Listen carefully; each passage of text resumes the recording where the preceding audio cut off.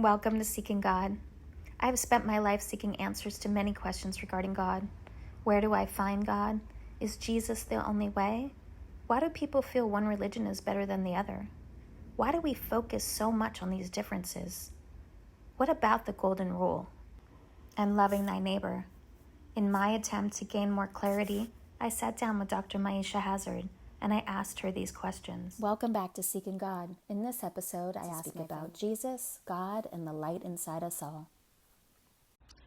I'm not sure that every Christian has that belief that Jesus is the only way. That may be the predominant one that is popular in this moment. But I do think that there is a broad range of ideas and understanding that people have in each of these spiritual practices and spiritual traditions. So I don't want to overgeneralize on that. When we look at Christianity as it is understood by many Christians, there is the idea that Jesus is the only begotten Son of God. That's the general perception that seems to be popular in the world today. That's not necessarily what the original idea was. But if we understand that in the 4th century, Constantine, who was emperor at the time, gathered together the spiritual leaders and said, okay, we've got to get our handle on these followers of Jesus. Partly because many of the people who were drawn to the teaching were slaves and women, people who in the society, from a political standpoint, didn't have very much power. And they were discovering from the teachings that, first of all, they have a divine right to freedom, that there's something seated in them that is greater than anything that appears in the world, which means, and that there's only one God, and that the individuals who were lording over them as landowners and masters and kings and emperors did not really have ultimate authority over them, that the ultimate authority was the divine presence, the source creator of the universe. And so they gathered at Nicaea, the Council of Nicaea, groups of individuals who determined which of the teachings that were circulating were going to become the official ones. And some of the original Gospels that held the message that said that Jesus came to be the example, and that Jesus was the Savior in the sense that the message that was being given would be a message that would save people from the false ideas that they had had about themselves. And that what he did, everyone could do. Now, that idea is still in the Gospels, in the Christian scriptures, which we call the New Testament. But often we don't focus on that Jesus said, all that you see me doing, you can do and even more. That he began the prayer when he was asked, teach us to pray.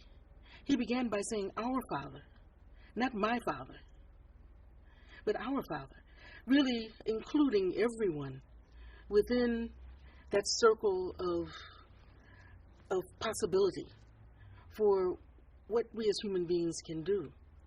So I don't know that there has to be an argument about it, because on one hand, I can see that if people say that Jesus is their Savior, I don't have a need to argue with them. I can say, okay, I can understand. First of all, I understand that in my belief that life continues after we leave the physical body. The earth suit gets buried or burned, but who we really are is that which lives in it. The body is not who we are. And so because of that, I don't have a problem when I hear Christians saying that they're going to ask Jesus to help them, or that Jesus is going to help them get out of a difficult situation. I believe that the spiritual being, whom we call Jesus or Yeshua, still exists. And we can pick up the cosmic telephone, and he exists still as an illumined being who came into a divine understanding of what is possible for each and every one of us. And that just like I can call my friend in New York who has areas of specialization that I don't have, and I can call them and say, look, you know how to do this thing that I don't know how to do. Tell me what I need to do. Show me. share it with me. I don't have a problem with picking up the cosmic telephone and saying, hey, Jesus, I heard that when you were here in a physical body, that you really knew how to heal folks, and that you could turn water into wine. Can you give me like a tutorial on this? That there is a conscious being who still exists. You know, there's so many different practices, so many different understandings of these things. I have a difficult time lumping everyone in the different traditions in the same bowl, so to speak. I would say that when you say Allah, Elah, Allah, it's the same. It's the same. Here's how I look at this. We live in a world where there may be as many as 10,000 different languages and dialects. Doesn't it stand to reason that there would be at least that many names for this power and presence, this creative source of the universe? It seems to me that if you have one group saying there's only one God, and another group saying there's only one God, and another group over here saying there's only one God, and another group over there saying there's only one big God, one main dude, right? That they're really talking about the same thing. But because they come from different languages, they come from different cultural practices, they have a different word for it. And they have different celebrations for the presence. So my thing is, why are we going to war over a name? Why are we going to wars over the cultural practices? I see the differences in the practices as what I call cultural camouflage. That they're the things that cover up the essence of it. They are things that grow out of specific world cultures, individualized cultures from around the world. But when you pull the cultural camouflage off, when you get down to the heart of it, you're really talking about every human being on the planet is seeking a deeper understanding of who we are.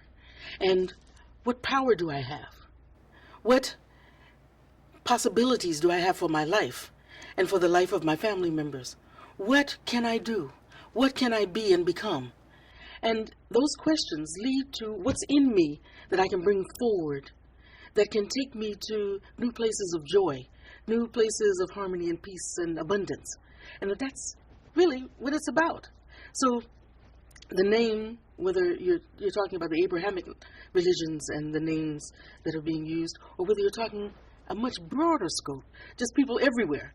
Somebody might say Olodumare or Unkulu Nkulu if they're from various parts of the of the African continent. Or they may speak of Buddha, though Buddha did not speak of God, but of a consciousness, a mind. But it's all the same.